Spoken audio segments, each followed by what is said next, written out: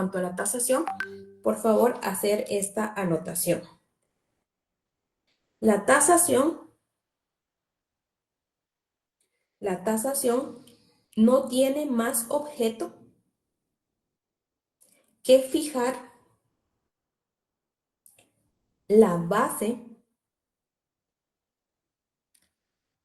La tasación no tiene más objeto que fijar la base por la cual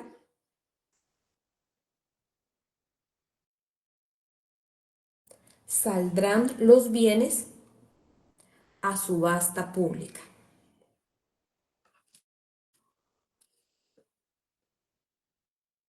No tiene más objeto que fijar la base por la cual saldrán los bienes a subasta pública.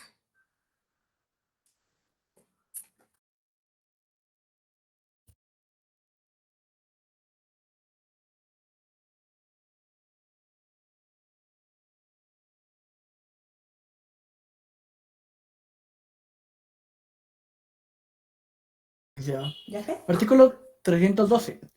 Sí, adelante, Jafet.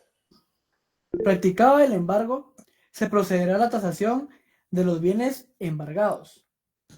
Esta diligencia se efectuará por expertos de nombramiento del juez, quien designará uno solo, si fuera posible, o varios si hubiere que evaluar bienes de distintas clases o de diferentes lugares.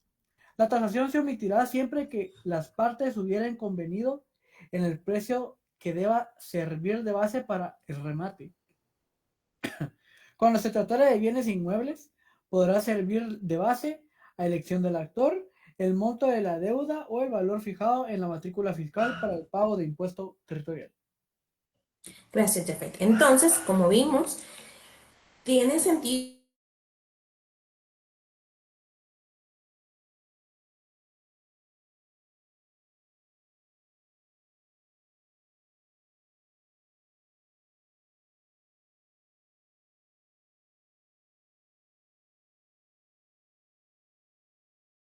¿verdad? Tiene que ser ajustada, ¿verdad? La obligación más las costas y los gastos que se han llevado en cuanto al proceso.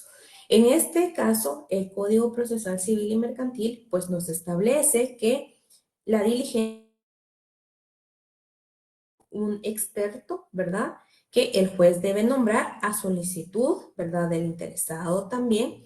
Y si fuera posible, o si son varios los bienes y de distinta naturaleza, pues se van a fijar distintos expertos. Pero también establece en su segundo párrafo, el artículo 312, que se puede omitir esta etapa de tasación cuando las partes ya hubieran convenido, ¿verdad?, en el precio que debe servir como base para el remate. Es decir, el precio base para sacar a subasta el bien el cual fue objeto de embargo. Cuando se trata de bienes inmuebles, también nos dice el Código Civil que puede existir la posibilidad de que la base sea a elección de la parte que está accionando, ¿verdad?, sobre el monto de la deuda o el valor fijado en la matrícula fiscal para el pago de impuesto territorial. Es decir, puede analizarse que en caso de que exista acuerdo fijado previamente por las partes sobre el monto, sobre la base que se va a establecer para la subasta, pues se omite el tema de la tasación.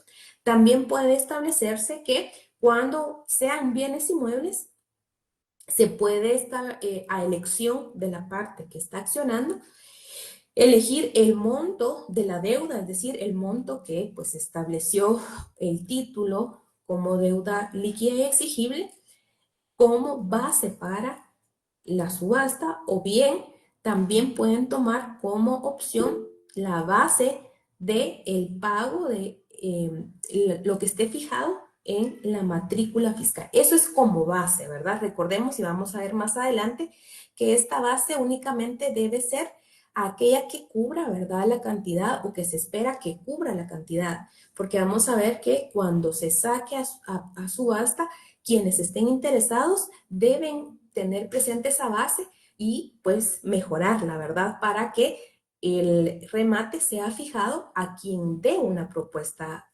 más conveniente, ¿verdad? En el tema de la subasta. Manuel. Buenas noches, Linda. Buenas noches, compañeros. Tengo dos dudas, licenciada. Si al final la casa se vende por el mayor precio a lo que la persona estaba solicitando, el dinero se lo devuelven a la otra persona.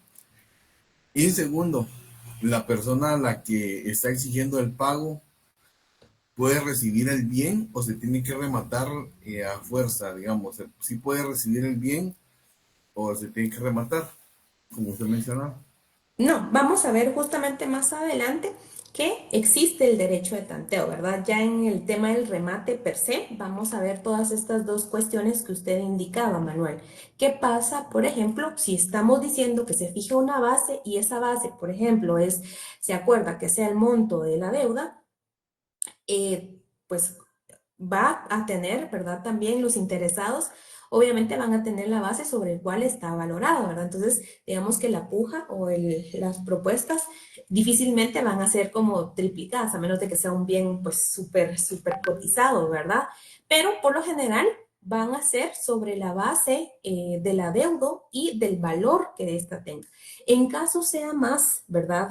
Lo que se pague por el inmueble de lo que está establecido o garantizado o que se deba garantizar con el inmueble según lo requerido, existen dos opciones que tenemos que analizar y que lo vamos a ver más adelante, pero vamos a adelantar ahorita solo para contestar su pregunta. Puede ser que, si bien es cierto, la persona ejecutada tenga una obligación específica que está cumpliendo con la ejecución con uno de ellos, pero puede darse el caso, ¿verdad? Muchas veces que, y van a ver ustedes, que los inmuebles están embargados no solo por una persona, sino por otra, ¿verdad? Existen varios embargos sobre un inmueble. Y esto, pues, es un riesgo, pero muchas veces sucede. En este sentido, se da el supuesto de que si es más la cantidad que se obtiene por el bien embargado, muchas veces lo que pasa también es que cuando existen dos entidades que embargaron un bien inmueble, la otra entidad se constituye como en tercería, ¿verdad? Entonces, aquí no, ahí sí como le dicen, no va a permitir que se ajuste únicamente solo a uno obligado, sino que también el resto que caiga o que obtengan del inmueble se va para el tercero, ¿verdad? Por la segunda hipoteca, si quiere verlo en este caso, ¿verdad? Que puede darse.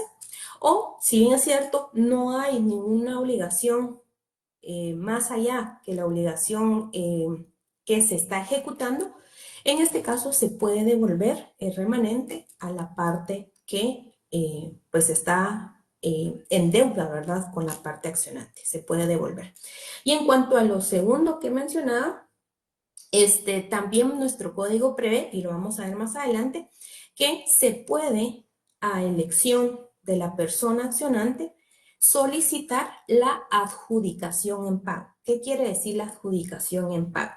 Quiere decir que a elección de la parte que está demandando pueda él venir y decir, mire, señor juez, yo no quiero que hagamos el tema del remate, sino más bien, viendo el inmueble, se me adjudique a mí en pago, ¿verdad? El inmueble pues es ajustado al bien, a la cantidad líquida exigible que pues me adeudan, ¿verdad? Entonces también puede darse en ese caso y ahí nada más se da la adjudicación y pasaríamos ya a la parte final, que es el tema de la traslación de este bien inmueble a la parte que está interesado o está accionando. No sé, pero más adelante vamos a ver más profundamente esto y vamos a ver los fundamentos. Diego. Licenciada, buenas noches. No sé si me escucha bien. Sí, sí. Licenciada, yo tengo una duda. Fíjese que yo sí estuve embargado. Ujú. Llegué a tener una deuda de 180,000 quetzales y me embargaron. Y el punto es de que me embargaron por no sé, me acuerdo si era Villanueva o Vía algo, pero era lejos. Y pues, Y mi deuda era aquí en la central, ¿verdad? Entonces sí, mi pues. pregunta es, ¿por qué lo embargan a uno en otra jurisdicción, por decirlo así, cuando uno tiene la deuda acá? O sea, Sí, sí, mire, ¿qué? Diego, eso pasa mucho. Le voy a comentar qué pasa. Cuando uno, más en esto lo vamos a ver también, y eso es algo que voy a decir al final. Para el tema de las ejecuciones bancarias, rigen además, ¿verdad?, de estas normas, tenemos que observar lo que establece la ley de bancos, específicamente lo relacionado a las ejecuciones derivado a responsabilidades bancarias a partir del artículo 107 de la ley de bancos. Y además de esto, tenemos que analizar que cuando uno contrae una obligación bancaria, por lo general bancaria, uno firma un contrato, ¿verdad? Y en ese contrato muchas veces hay cláusulas en las que dicen que uno al aceptar, ¿verdad?, el contrato, renuncia a su fuero de domicilio. ¿Qué quiere decir esto? Que usted renuncia a ese derecho, ¿verdad?, que tienen de que a usted lo demanden en la jurisdicción de donde se encuentra su domicilio. Entonces, esto pues obviamente tiene una mala intención, digamos, o una intención pues un poquito de perjudicar a las personas que contraen obligaciones bancarias, porque los bancos entonces, como usted expresamente en el contrato establece que renunció a su fuero de domicilio para ser demandado, pues lo notifican por, no sé, Jutiapa, Zacapa, Petén, ¿verdad? Y usted muchas veces ni enterado. Y esto específicamente para que no presente, digamos, algún tipo de excepción o quizás para que usted, pues al final de cuentas, logren rematarle el bien embargado, ¿verdad? Esto es lo que sucede muchas veces, Diego. Entonces, ahí es en donde uno cobra importancia que uno lea, ¿verdad?, cada una de las cláusulas, que muchas veces también estas cláusulas por el tema bancario, pues digamos que son casi que forzosas, ¿verdad?, para acceder muchas veces a créditos. Y no solo únicamente los bancos lo hacen, sino también muchas veces las entidades que dan créditos, dígase cooperativas o cualquier otra entidad de este fin. Entonces, ahí es en donde nosotros pues vemos que efectivamente una vez incumplido el pago, también ellos lo hacen de alguna manera para garantizar que el bien que está garantizando la deuda no sea vendido, ¿verdad? Porque muchas veces también eso pasa. Entonces, pero sí es una práctica que pues afecta mucho, digamos, a las partes, a la gente que pues adquiere el crédito con ellos y pues definitivamente agiliza el tema de la ejecución, ¿verdad, Diego? No sé si ahí resuelvo su pregunta. Sí, sí, gracias. Sí, más o menos eso lo tenía entendido. Lo que yo no entiendo es que yo leí una demanda del banco que dice que ya, o sea, ya el juez me había escuchado, o sea, sea como que el juez ya había llevado mi caso. Ah, no, Yo nunca me entonces ahí presenté. sí te... Yo nunca me había presentado ante un juez, o sea, nunca he sido vencido entre un juez, o sea, no se cumple ese principio, va a ser escuchado y ser vencido. Entonces, no Sí, entiendo cómo los jueces toman ese, digamos, esa sentencia, pero si ejecutan la sentencia, porque yo imagino sí, que ya me vencieron, o sea, ya llegamos a sí. algún tipo de pacto, ¿ah? Decir, bueno, yo no puedo Recuérdense, pagar, sí, imagínense, a mí recuérdense. me descontaban 3,000 mensuales y entonces yo, Sí, o sea, de repente me llegaron y me dijeron, mira, a partir de ahora 3,000 mensuales, ¿va? En una sí, entidad donde yo exacto. trabajaba. Y yo dije, Eso lo pero vamos si a ver también. ni he sido escuchado, ni he sido vencido. Y me dijeron, mira, 3,000 mensuales, ¿va? Yo así como que, y cuando me mandaron digamos, la resolución, me dijeron, mira, o sea, fuiste escuchado y fuiste vencido. Entonces, ¿cómo hacen los jueces para escucharlo a uno y nos vencieron? Y yo acepté, o sea, a mí, lógicamente lo tuve que pagar, ¿verdad? Lógicamente lo tuve que pagar. 3,000 mensuales estuve Recuérdense. pagando por mucho tiempo. Pero yo digo, como uno, digamos, ya sabiendo de leyes, y ahorita lo vamos a aprender con ustedes, se puede quitar ese clavo, por decirlo así, hablando colegialmente, ¿verdad? Se Sí, puede recuérdese defender. que lo que pasa es de que aquí volvemos a la naturaleza del juicio de ejecución, que era lo inicial que hablábamos. Recuérdense que aquí ya estamos ante un juicio ejecutivo, que no tiene nada que ver con los juicios de conocimiento, en donde usted debe ser condenado, en donde usted debe ser escuchado, ¿verdad? Donde se ven este tema de pruebas, en donde emiten una sentencia, ¿verdad?, de carácter condenatorio. Digamos que en este caso los juicios de ejecución, digamos que tienen otra naturaleza. ¿Cuál es la naturaleza? Es decir, que son privilegiados, y por eso inicié la clase así, recordándole lo que le había hablado el día lunes. Es decir, una vez usted contrajo una obligación, y más cuando está garantizado con patrimonio específico, dígase hipoteca o prenda o otra obligación, pues aún más usted se esfuerza, ¿verdad?, a cumplir. Es decir, una vez que no cumpla, y ahí es en donde viene la otra parte, que hay que verificar los contratos que uno hace, ¿verdad?, con las entidades bancarias en este caso, ¿verdad? Pero más adelante vamos a ver que va a depender mucho también, Diego, del título que estén instando, porque si son, por ejemplo, letras de cambio o son títulos de crédito, digamos que vamos a ver en la etapa del juicio ejecutivo que ahí sí, a diferencia del juicio ejecutivo en la vía de apremio, que básicamente, como les repetía, su finalidad es ya cumplir de forma obligatoria, y aquí el juez funge una función de carácter expropiativa, ¿verdad? Que lo era lo que hablábamos también en las clases pasadas. Es decir, básicamente es una expropiación forzada, es decir, afectan ya su patrimonio, ¿verdad?, para el cumplimiento de una obligación líquida y exigible. Es decir, si ya no cumplí con los pagos, si se deriva de una obligación derivado de estos títulos, básicamente lo que el juez va a hacer es, una vez calificados los títulos, por eso son privilegiados, ¿verdad?, va a suponer que la persona a la que le están demandando está omitiendo una responsabilidad, y por ende ahí viene su función de ejercer coercitivamente, ¿verdad?, el cumplimiento de esa obligación afectando su patrimonio, ¿verdad? Entonces, por eso es que en los juicios ejecutivos, digamos, no hay mayor, si quiere verlo usted, defensa, más allá de presentar aquellas excepciones que destruyen la eficacia del título. ¿Y cuáles van a ser esas excepciones? Y ahí sí cobra importancia que usted sea notificado en tiempo, ¿verdad? Y que no renuncie al fuero de su domicilio. Porque una vez notificado, quizás usted sí podría presentar alguna excepción, no sé, por ejemplo, si su deuda, y esto pasa mucho, que por ejemplo, con el tema de créditos bancarios, que a usted de repente no lo hayan, ¿verdad?, por el tiempo de 10 años, y usted nunca aparece, ¿verdad? El tema de que ya, si ya pasó 10 años y vimos que, por ejemplo, la obligación que está, las obligaciones específicas vencen en 10 años, y si ya pasó ese transcurso de tiempo, usted sí puede presentar una excepción, ¿verdad?, que es la de caducidad, es decir, la persona ya no puede ejercer ese derecho contra usted porque pues caduce su derecho de instar la acción ejecutiva. Pero ahí sí, en este caso, habría que analizar primero, como le digo, la naturaleza del título, y segundo, tener presente cuál es el objeto de los juicios de ejecución. No son juicios de conocimiento.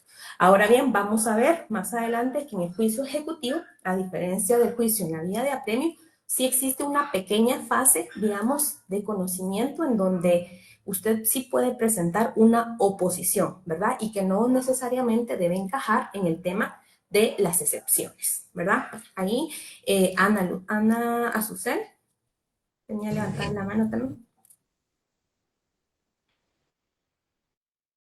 Ana. Licenciada, disculpe, solo una pregunta. Al realizar un embargo sin previa notificación a la persona, ¿es legal eso? Ahí, ¿qué presentarían? A ver, eso también ya lo vimos.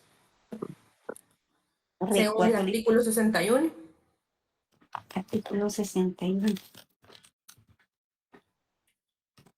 No recuerdo, licenciada. Eso da pie a que ustedes puedan plantear una nulidad del procedimiento, ¿verdad? Nulidad del procedimiento. Otra pregunta, licenciada, disculpen. ¿Es legal que una agencia de cobro haga eso? ¿Que solo haga el embargo sin previa notificación? No, ilegal. Es ilegal. ¿Y en cuánto tiempo prescribe una deuda, así por así decirlo, un préstamo o algo por el estilo? 10 años. Si está garantizada, si no está, sí, si está garantizada con hipoteca o alguna prenda, 10 años. Si simple, 5 años. 5 años. Gracias, licenciada. Siempre y cuando usted no acepte, ¿verdad?, la deuda. Porque si no, pues ya prescribe también. Es uno de los efectos de aceptar la deuda, aceptar la obligación, es que se detiene el término para la prescripción.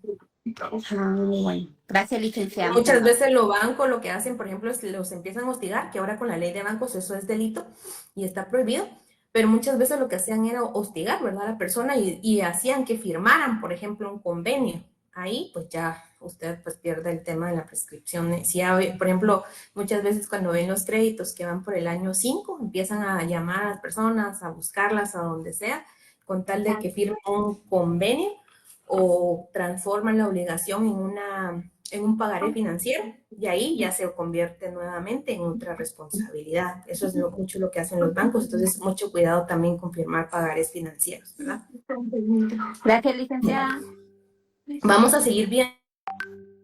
Si quieren, vamos a dar 5 minutos ahorita para pasar la asistencia, por favor. Entonces, ahorita el compañero va a mandar el link para que llenen la asistencia y el tema del día de hoy va a ser ahí también se lo van a poner en el chat. ¿Cuál va a ser el Lic- tema? Licenciada, solo fíjese que la clase pasada yo estoy conectado, pero fíjese de que como venía en camino, no me logré poner la asistencia, no sé qué puedo hacer ahí. Pero si venía en camino no escuchó la clase, viejo. No, bien, sí la escuché, pero o sea, yo quiero, es que mire, la lluvia de verdad está intensa, de verdad, no se imagina cómo está, es un tráfico, es una locura. Pero le Sí, pero si pregunto, no tenga pena. Si ha asistido en todas las clases, eso no le va a afectar. sí, va, gracias, muy amable. Bueno, entonces, por favor, tómense el tiempo para llenar la asistencia. Así seguimos con la clase. El tema va a ser juicio ejecutivos, clase 2.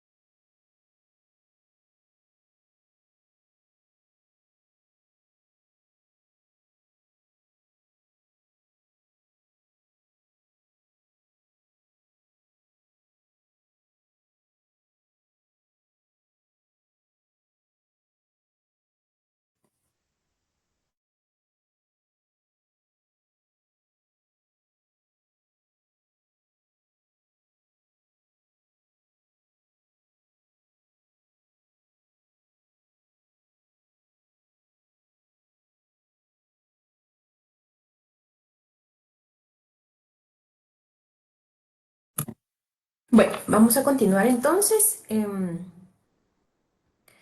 Como les decía, entonces el tema del remate pues va a ser el proceso que nos establece nuestro Código Procesal Civil, pues puede ser establecido por un experto, bien sea que la tasación se realice por omitiendo esta parte y pues por acuerdo de los interesados que se fije un monto, ¿verdad? Para la cual va a servir de base para el remate, o bien sobre la base que esté registrado, ¿verdad? El inmueble en la matrícula fiscal, ¿verdad? Eso puede servir de base.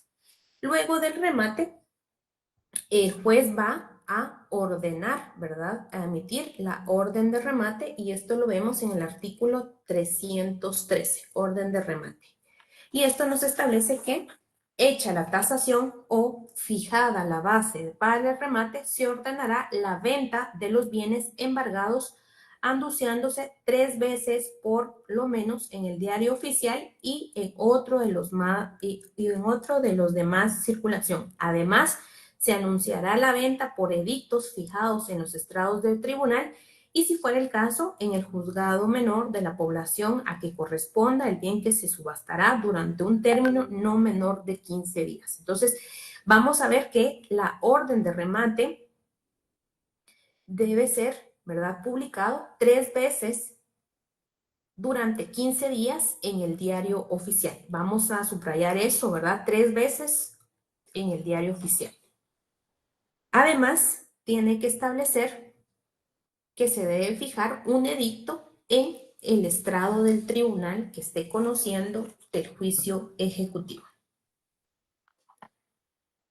Y finalmente, el artículo 313 nos establece que el término para el remate es de 15 días por lo menos y no mayor de 30 días, ¿verdad? Es decir, una vez publicado 3 veces en el diario oficial, se debe realizar el remate o la subasta, ¿verdad? Dentro de los 15 días como mínimo o como máximo 30 días siguientes, ¿verdad? Ese es el término en el que se debe fijar la fecha para realizar el remate. Entonces, en el artículo 313 vamos a subrayar las 3 veces que debe cumplirse en publicar el diario oficial, que debe ser durante 15 días, ¿verdad? No mayor de 15 días. Además de que se deben fijar los edictos en el tribunal y que el término para realizar el remate una vez hechas las publicaciones debe oscilar como mínimo dentro de los 15 días de publicado o como máximo el mes luego de publicado el aviso, ¿verdad? Ahora sí, seguimos con los avisos. Este aviso o el edicto debe contener ciertos requisitos importantes. Y uno de esos requisitos son que debe establecerse el nombre y la dirección de la finca, el nombre del ejecutante, el precio base del remate, el día y hora señalados para el mismo, la nómina de los acreedores hipotecarios y prendarios si los hubiera, el monto de sus créditos y el juez ante quien se deba practicar el remate. Se va a omitir el nombre del ejecutado. Estos requisitos que están establecidos en el artículo 314 son muy importantes que se observen al momento de hacer la publicación en el diario oficial. ¿Por qué? Porque en dado caso no se cumpla con estos requisitos, muchas veces, ¿verdad?, para las personas que están siendo ejecutadas, puede dar pie a que se plantee también una nulidad y que atrase el procedimiento de el remate. Entonces, por eso es muy importante que una vez, ¿verdad?, ordenado el remate, hecho la orden de remate por el juez, se verifique que el aviso que se vaya a enviar y se vaya a publicar en el diario oficial cumpla con los requisitos del artículo 314. Entonces, al artículo 314 le ponemos, ojo, requisitos de la publicación para citar a remate.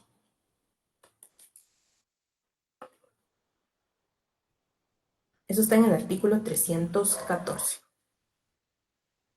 Y finalmente, la fase del remate la encontramos en el artículo 315, a partir del artículo 315.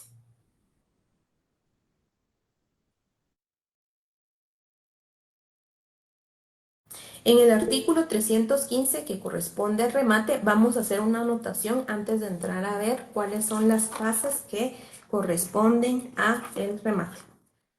Creo que había una mano levantada.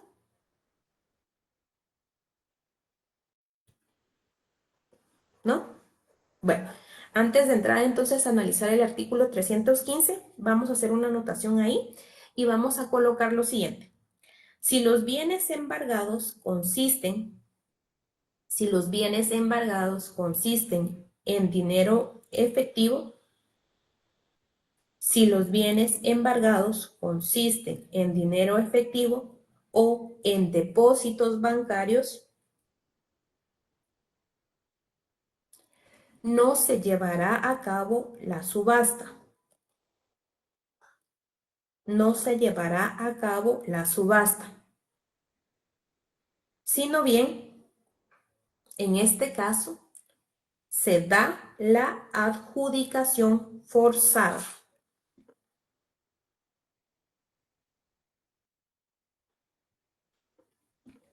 La adjudicación forzada.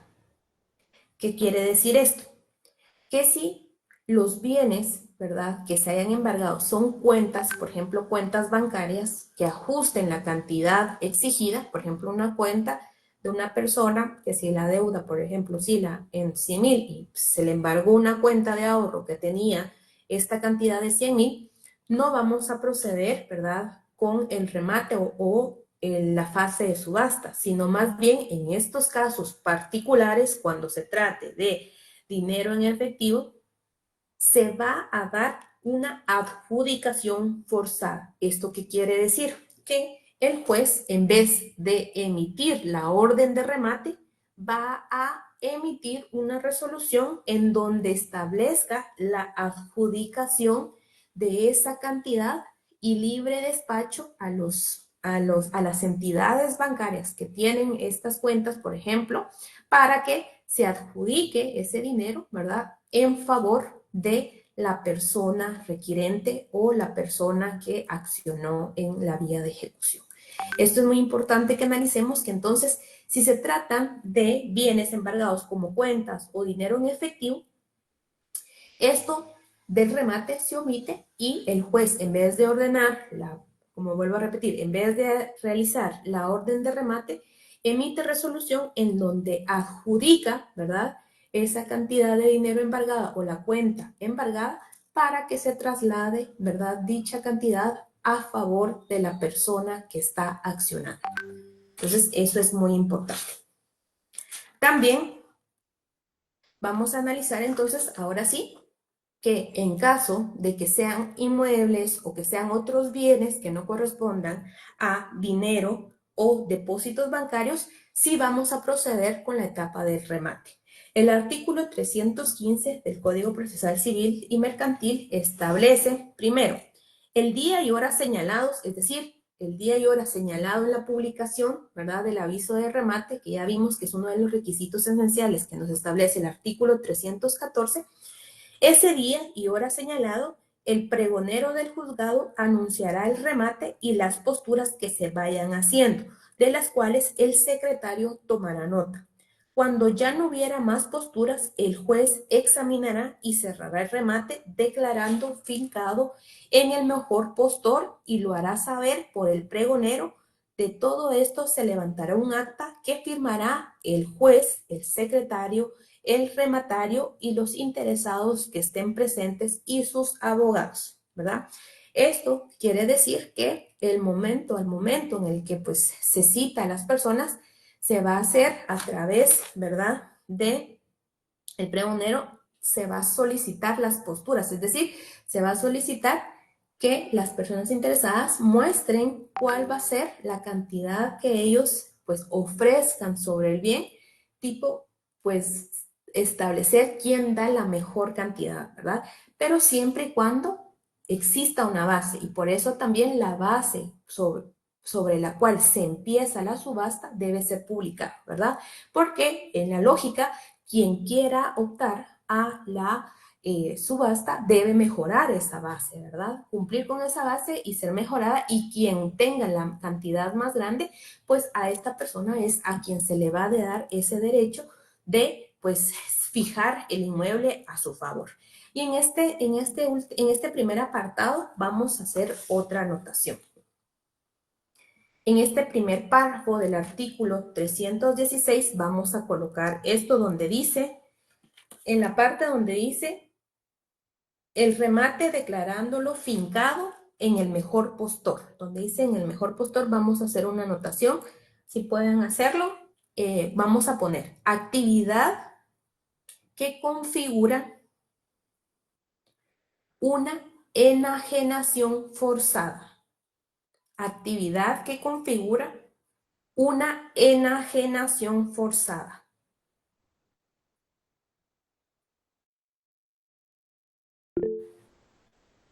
¿Jafet?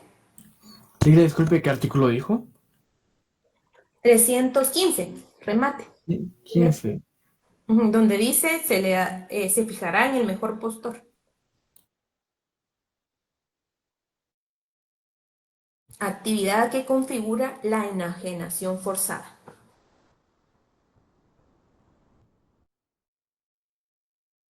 Y vamos a poner además institución funcionalmente caracterizada. Institución funcionalmente caracterizada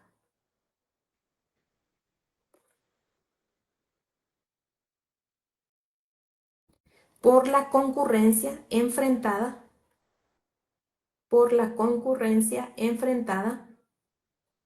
de los eventuales aspirantes a la adquisición. Enfrentada, Lick, perdón. Enfrentada de los eventuales aspirantes a su adquisición. Y si se dan cuenta, vamos a analizar por qué ponemos esto acá.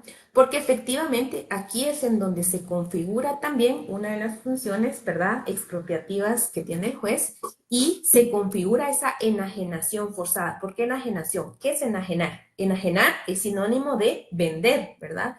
Sin embargo, ustedes recordarán en derecho civil que la venta, el contrato de compra-venta de bien inmueble, se realiza, ¿verdad?, por voluntad de la parte que tiene el derecho al bien, pero en estos casos, cuando se da el remate de un bien inmueble dentro de una ejecución, se va a dar ese traslado, ¿verdad?, de dominio y de derechos de un bien inmueble a favor de un tercero. Sin embargo, no es de manera voluntaria como se da en el contrato de compraventa. Entonces, por eso es que llamamos desde la doctrina una enajenación o una venta forzada. ¿Por qué? Porque está siendo declarada por un juez, ¿verdad?, en nombre de un bien que está, ¿verdad?, a favor del deudor o del ejecutado, ¿verdad? Entonces, ahí es en donde configura la enajenación, o esta figura que doctrinariamente se denomina enajenación forzada. Además, también lo que les indicaba en la segunda anotación, que es una institución fundamentalmente de carácter que se caracteriza por la controversia enfrentada de los eventuales aspirantes a su adquisición. ¿Por qué? Porque es una confrontación en el sentido de que acá, en el remate y en la subasta que se da en el remate, efectivamente es una subasta, ¿verdad?, que se van a confrontar, ¿verdad?, propuestas sobre una cantidad, un monto para adquirir ese bien, ¿verdad? Entonces se da la confrontación y se caracteriza entonces el remate por su característica de confrontación de los eventuales aspirantes a adquirir el bien que se está sometiendo a remate, ¿verdad? Entonces, también eso es como un tipo de pugna, ¿verdad? Como hemos visto en unas subastas, quien da el mejor precio se verá quien se llevará, ¿verdad?, la adjudicación forzada del bien inmueble que pertenece a la persona ejecutada y que se está ejecutando sobre el cual recayó la obligación ejecutiva. ¿Jafet? Perdón, licenciada, se me levantó la mano. Bueno, entonces, Yo les hago un resumen en la fase 11 del remate, como lo vemos en pantalla, y ustedes lo van a analizar de mejor manera, que aquí también era lo que decía el compañero. En esta fase también se puede dar el derecho de tanteo. Y el derecho de tanteo va a ser aquel derecho, ¿verdad?, que tenga ciertas personas, derecho de preferencia para optar a esa adjudicación forzada. Y esto lo vamos a ver en el artículo 316. Entonces, en el artículo 316, por favor, en grande, derecho de tanteo. El artículo 316 nos establece que durante el remate y antes de fincarse, o sea, antes de adjudicarse a uno de los que está interviniendo y muestra interés, puede ejercitar el derecho preferente por el tanteo en el siguiente orden. Primero, los comuneros, es decir, que si, por ejemplo, yo tengo una propiedad, el cual está siendo subastada por remate, y a la par tengo un vecino, ¿verdad? Que es mi vecino de propiedad, y esta persona quizás quiera ampliar, ¿verdad?, su propiedad y tener acceso también a la mía que colinda, puede solicitar y ejercer su derecho de tanteo, ¿verdad? O que, por ejemplo, sean copropietarios y que este otro copropietario quiera adquirir la parte, ¿verdad?, que le corresponde a la persona ejecutada, ¿verdad? También entonces ahí puede ejercer su derecho de tanteo. También los acreedores hipotecarios, y aquí era lo que les comentaba anteriormente, que muchas veces existen, ¿verdad?, embargos que se traban no solo por una entidad, sino son varios embargos que existen sobre un bien inmueble, y esto ustedes ya lo vieron en derecho civil, ¿verdad?, que viene el derecho de preferencia, ¿verdad? ¿Cuál embargo ha sido establecido? Según las estipulaciones del contrato correspondiente. También acá, digamos que si existen acreedores hipotecarios, ellos pueden ejercer ese derecho de tanteo. Y también y por último, ¿verdad?, según sus grados, y el ejecutante. En donde dice el ejecutante, aquí por favor vamos a colocar ver artículo 318. Último párrafo. Y en el último párrafo del artículo 318, por favor, subrayarlo, súper importante.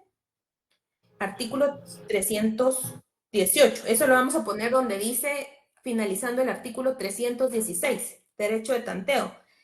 El último supuesto que puede ejercer el derecho de tanteo es el ejecutante. Entonces, donde dice ejecutante, vamos a colocar ver 318, último párrafo. Y en el artículo 318, último párrafo, vamos a colocar en grande adjudicación en pago. Adjudicación en pago.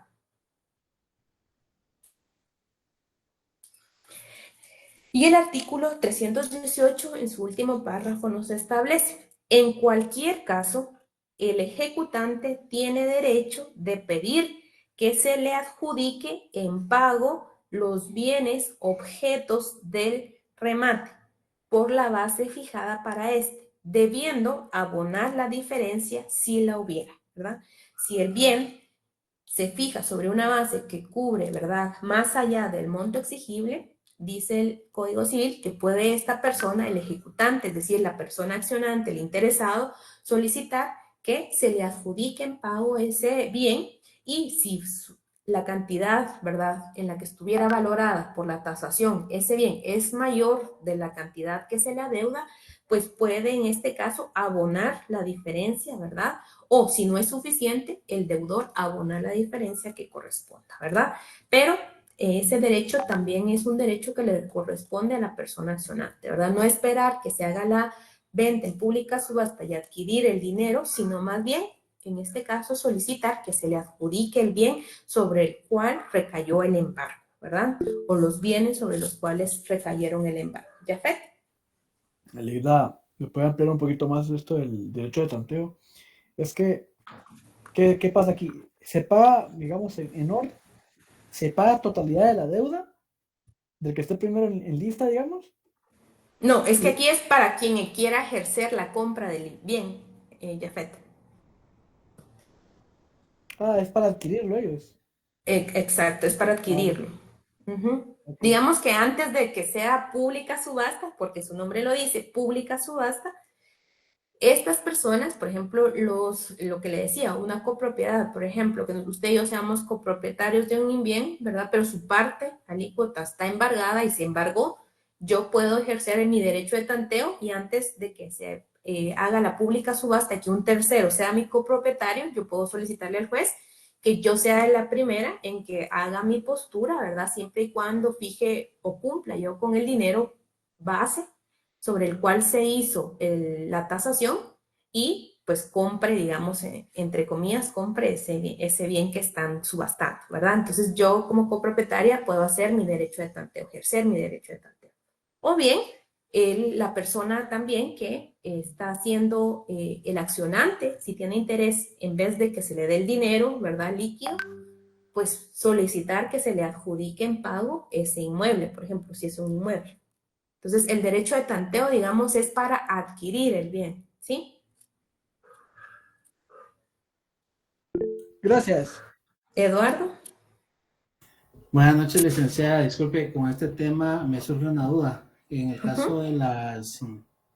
de los créditos hipotecarios, cuando por ejemplo una persona ha tenido un crédito hipotecario y ya va pagando por ejemplo unos 15 años de una deuda a 20, las Uh-huh. entidades financieras ejecutan el bien inmueble, pero ¿qué pasa en esos casos? Porque lo que yo he sabido es de que los desalojan y recuperan el bien, y no sé si en algún momento pues se reconoce algo de lo que ha pagado Tienen que el deudor. reconocérselo, sí. Por eso es importante el tema de la liquidación. Ahorita lo vamos a ver después de esta fase de remate, viene la liquidación, Eduardo, porque también ahí es en donde vamos a ver, una vez, ¿verdad? Hecho el remate y fincado el bien al mejor postor, es decir, quien, dada la adjudicación forzada, se debe pagar la cantidad que se está exigiendo y se le da al que mejor haya apostado, digamos. Si esa cantidad es mayor y que no cubre la obligación, y también por eso al momento de nosotros, cuando estemos siendo ejecutados, debemos establecer la base, ¿verdad? Sobre la cual nosotros estamos estableciendo que no cumplimos el adeudo, ¿verdad?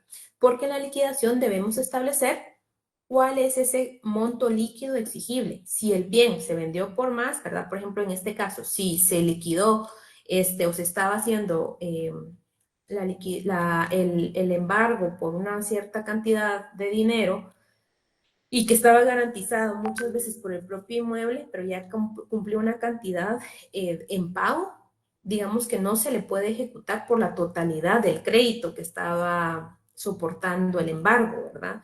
Entonces, en este caso, se le tiene que devolver, ¿verdad? La parte correspondiente a los montos que ya hizo efectivos, ¿verdad? Pero eso se debe realizar, ¿verdad? Desde el inicio, en el cual, pues, se debe establecer cuál es la base del adeudo líquido y exigible, ¿verdad? Sobre el título que se esté presentando. Y vamos a ver en el juicio ejecutivo que también puede ser uno de las características de la fase de conocimiento, mostrar oposición en el caso de que no sea la cantidad que estén exigiendo, sino sea más. Denme un minuto que mi computadora creo que se va a descargar. Disculpen.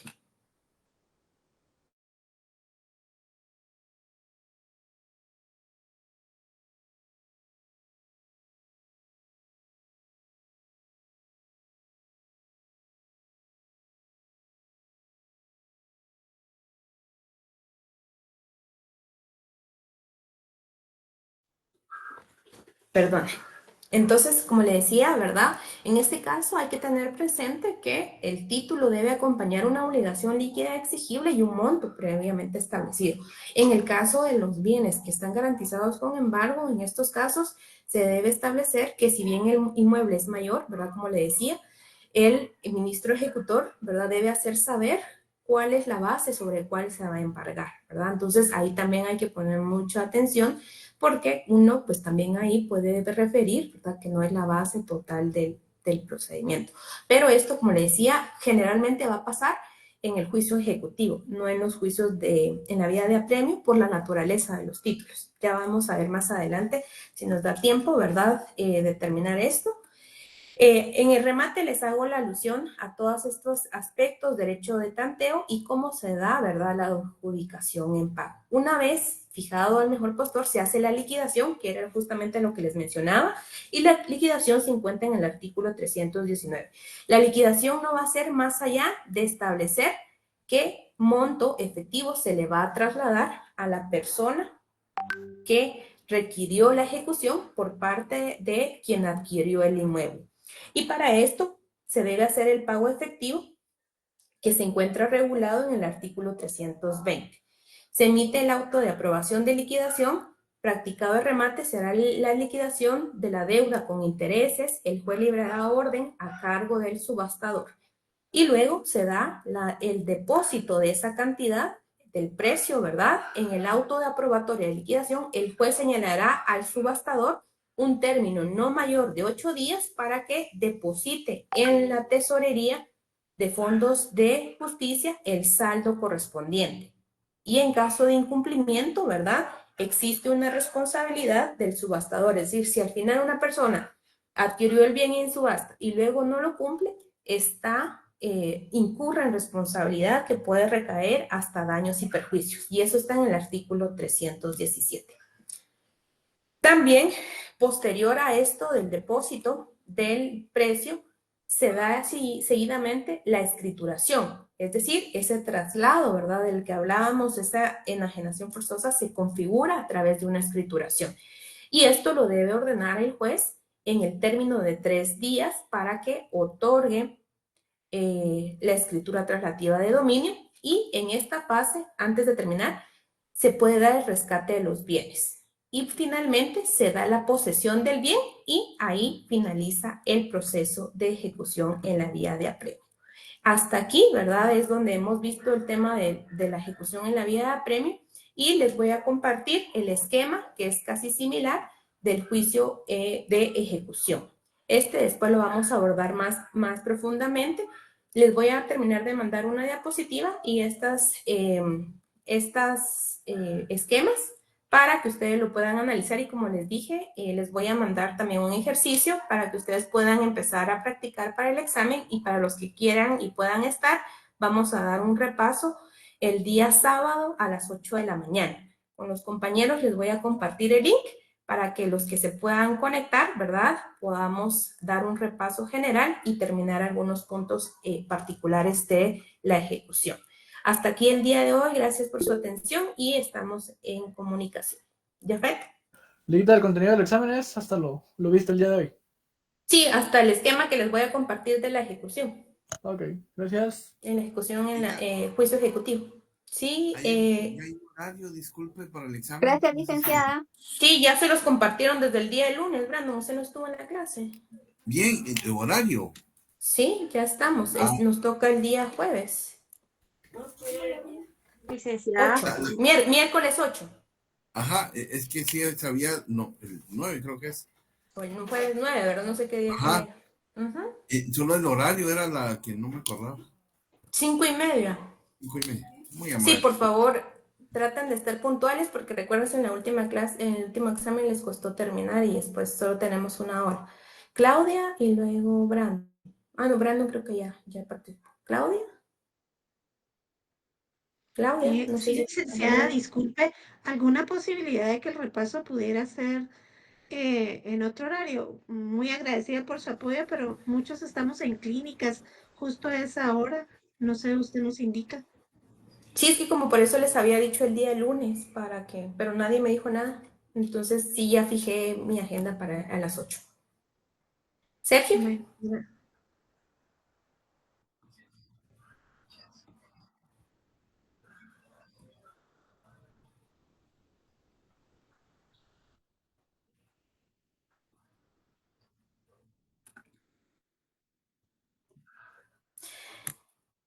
No, como en la lógica del examen pasado, siempre va a haber una parte de preguntas, entonces aprovechen que ahorita el contenido es bastante, pues, escueto, ¿verdad? Van a venir preguntas directas, entonces aprovechen este parcial para el tema de poder estudiar lo correspondiente a las notas que les he enviado, y también casos, ¿verdad? Leyes, como siempre, van a poder entrar para resolver los casos.